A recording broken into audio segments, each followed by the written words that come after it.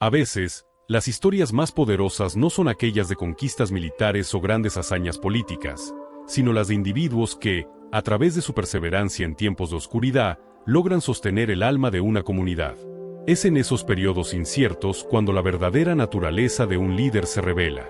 La vida de San Evaristo, el quinto papa de la Iglesia Católica, es un claro ejemplo de este tipo de liderazgo silencioso pero crucial.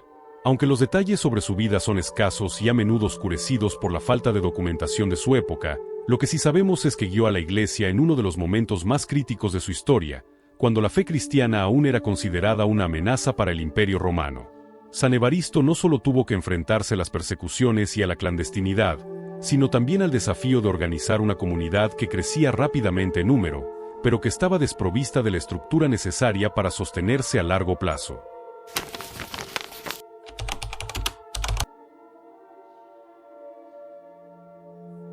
San Evaristo nació en algún momento a mediados del siglo I, probablemente en la ciudad de Antioquía, un importante centro cultural y comercial en el Imperio Romano.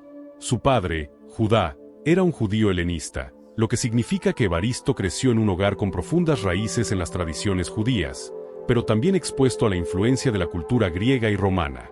Esta mezcla de herencias culturales probablemente forjó en Evaristo una visión del mundo amplia y una capacidad única para moverse entre diferentes esferas sociales y religiosas. El joven Evaristo vivió en una época de intensa transformación. Mientras el cristianismo comenzaba a echar raíces, el Imperio Romano se encontraba en su apogeo, pero también enfrentaba numerosas tensiones internas. Las comunidades cristianas, aunque pequeñas, eran vistas con recelo tanto por los líderes políticos como por las élites religiosas romanas. Su negativa a adorar a los dioses romanos y al emperador como divinidad no solo era un desafío religioso, sino también un desafío político. Sin embargo, a pesar de las persecuciones y el ostracismo, estas comunidades cristianas seguían creciendo, atraídas por el mensaje de amor, compasión y salvación predicado por los seguidores de Cristo. Aunque no se sabe con exactitud cuándo se convirtió al cristianismo, lo que sí es seguro es que Evaristo abrazó la fe cristiana en una época en la que hacerlo implicaba un gran riesgo. Para los cristianos de ese tiempo, la fe no era simplemente una elección espiritual, sino una forma de vida que exigía sacrificio y un compromiso total. En muchos sentidos, Evaristo fue moldeado por este entorno de peligro constante, lo que lo prepararía para el rol de liderazgo que asumiría más adelante. Antioquía, la ciudad donde nació, tenía un papel central en el desarrollo temprano del cristianismo. Fue aquí donde, por primera vez, los seguidores de Cristo fueron llamados cristianos, Hechos 11:26. La comunidad cristiana de Antioquía era vibrante y diversa, compuesta por judíos y gentiles que se unían bajo una misma fe.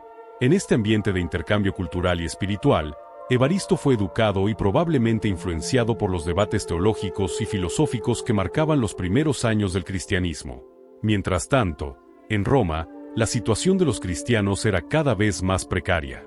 A medida que la fe se extendía, el Imperio Romano se volvía más hostil hacia los cristianos.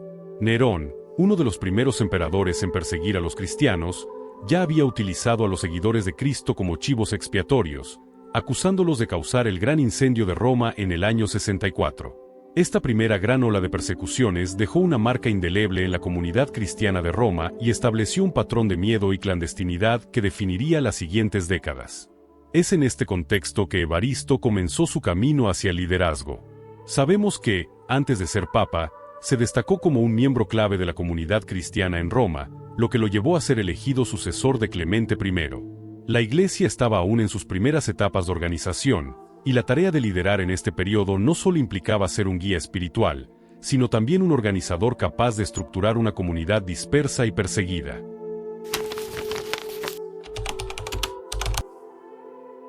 En el año 97, tras la muerte de Clemente I, Evaristo fue elegido papa.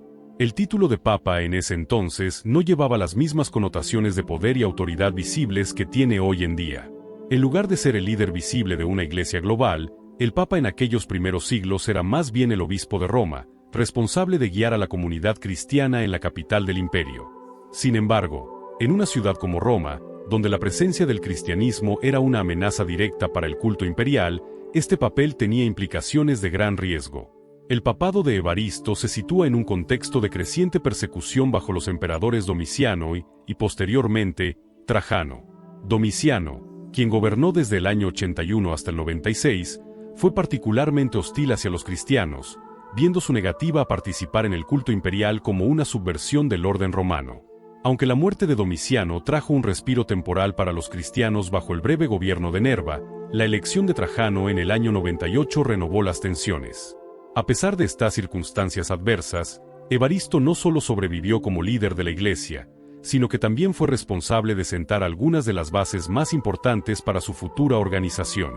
Fue bajo su papado que la Iglesia comenzó a establecer una estructura jerárquica más clara, con divisiones territoriales y un mayor énfasis en el papel de los obispos y presbíteros en la administración de las comunidades locales.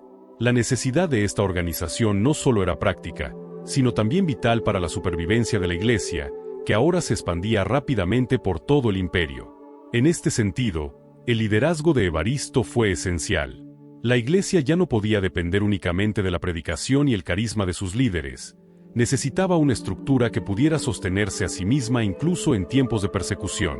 Fue Evaristo quien sentó las bases para la designación de presbíteros en áreas específicas de Roma, dividiendo la ciudad en parroquias, un modelo que se convertiría en una característica clave de la organización eclesiástica en los siglos venideros. Además, se le atribuye a Evaristo haber establecido el protocolo para la consagración de obispos, un proceso crucial que aseguró la continuidad de la autoridad espiritual en las comunidades cristianas. La necesidad de un proceso formalizado para la consagración era evidente. La persecución y el martirio de muchos líderes cristianos requerían una forma establecida de reemplazarlos rápidamente y sin disputas. Evaristo entendió que la Iglesia, aunque fundamentada en principios espirituales, debía contar con una sólida base administrativa para sobrevivir en tiempos de crisis. Sin embargo, su labor no se limitaba a la organización interna. Durante su papado, Evaristo también tuvo que lidiar con desafíos externos. Trajano, aunque era considerado un emperador relativamente justo en comparación con algunos de sus predecesores, mantenía una política de persecución intermitente hacia los cristianos. La famosa correspondencia entre Trajano y Plinio el Joven, en la que el emperador declara que los cristianos no deben ser buscados activamente, pero que si se les acusa y no reniegan de su fe, deben ser ejecutados, refleja la precaria situación en la que vivía la Iglesia de Roma. Evaristo, como papa, vivió bajo la sombra constante de esta amenaza. Sabía que cualquier día podía ser arrestado y ejecutado por su fe, como muchos de sus predecesores y seguidores. A pesar de esto, continuó liderando con valentía y dedicación, guiando a la Iglesia en Roma mientras enfrentaba no solo la posibilidad de la muerte, sino también la necesidad constante de fortalecer a una comunidad que crecía en número, pero que seguía siendo vulnerable.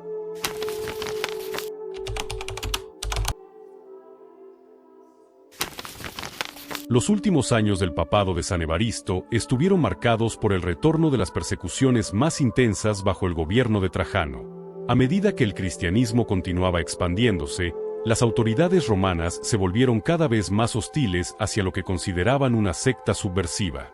Se cree que, durante este periodo, Evaristo sufrió el martirio, alrededor del año 107, uniéndose a la larga lista de líderes cristianos que sacrificaron sus vidas por la fe.